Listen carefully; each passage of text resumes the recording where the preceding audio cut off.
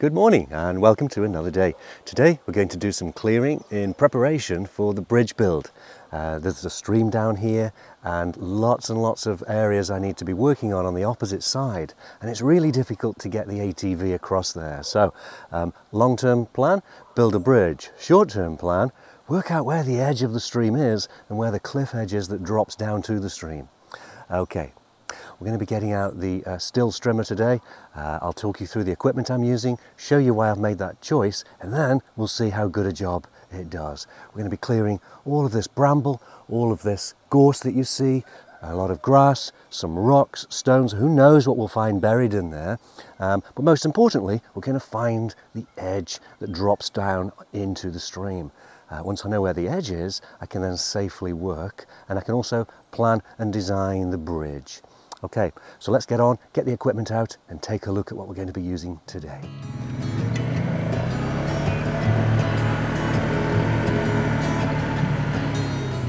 Right, all the equipment is out now.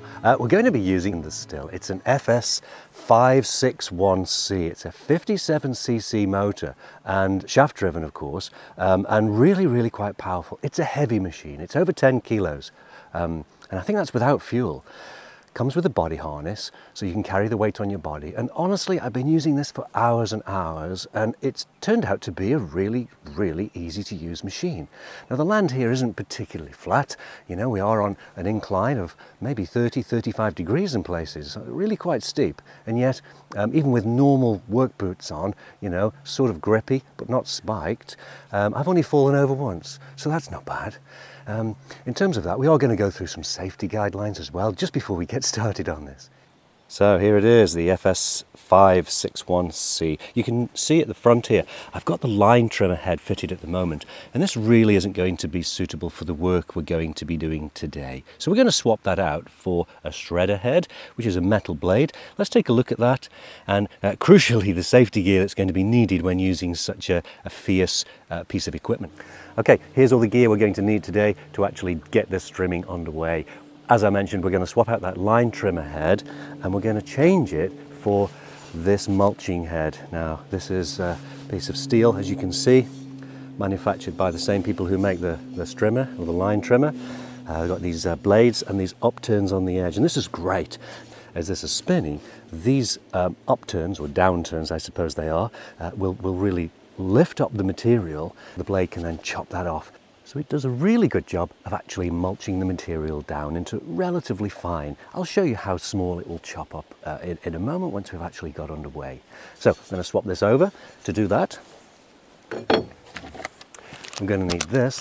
This is a safety deflector, so the one that comes with the machine itself is designed for the blade it's sold with. This blade is a little bit more fierce, a little bit more dangerous, and so we're going to be fitting this purpose-made deflector plate. And it's really simple to install. It's just as any trimmer when you're swapping out the heads.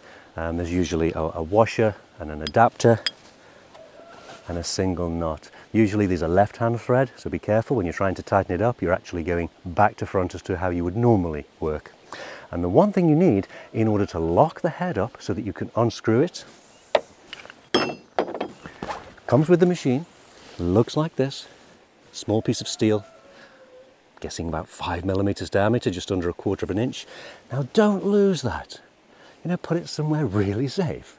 And a top tip, if you drill a hole in the top here, okay, put a piece of wire or cord through that and tie it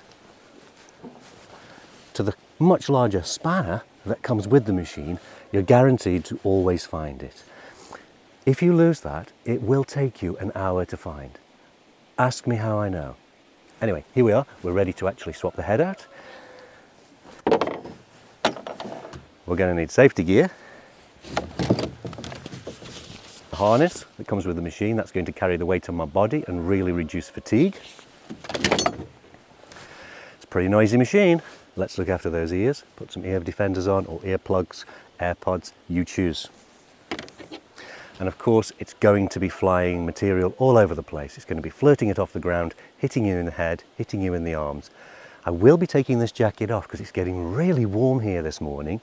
And so I'm just going to have to put up with the pain of things hitting my arms. But you do not want things hitting your eyes or your face. You just don't. Safety mask.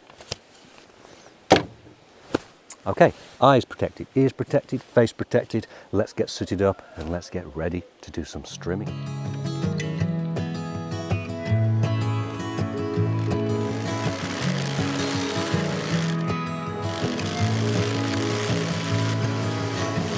This is a warning from the pack. So make sure you're learning from mistakes that you did last. Send me a letter when you're done, evaluating what your short life has become. You should know. You should know.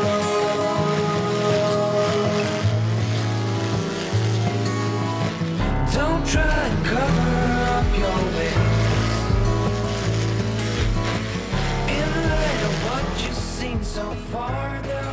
Right, so I'm a few minutes in now to using that mulching head and it's going really well, but I'm aware of a couple of things and I just want to change my approach here a little bit.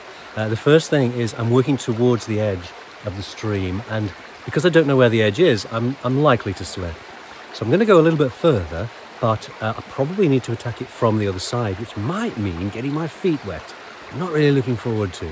Maybe a side approach would be better. But therein lies the other problem. The supply pipe, the water supply pipe, that is, to the house, comes through this area, comes through these brambles. And I'm aware that if I nick that with this blade, I have no water to the house. It will empty my water tanks and the spring will just, it's spring fed, the spring will just issue its water all over the area I'm trying to strim and not really help me out here. So I'm very mindful I don't want to cut the water pipe. Okay. Here, you can see it, just in the ground, right there. The black water pipe, that tracks through here, through these brambles and ferns. And if I step onto the other side of this wire, you should be able to see it right there, where it cuts across the stream and then goes up into the hills. And of course, somewhere up there is where the spring is. So I'm very, very mindful I don't want to cut that pipe. I'll get in there, tease the pipe out, and then hit it with the strimmer once more. I managed to successfully get the water pipe out without actually damaging it, without destroying my water connection to the house, so thank goodness for that. You can see it just down here. I'm holding it up right now. It goes all the way down and across the stream there. The long-term plan here is to build the bridge somewhere around this location and hide the water pipe in the bridge structure, so it's concealed. But for now I'm just going to move it to one side, carry on with this shredding and mulching, and see if we can get the rest of this stream bank cleared up. And maybe, who knows, we might even actually be able to see the stream from up at the house, which would be a nice thing. At the moment it's so overgrown, you can barely hear it, let alone see it.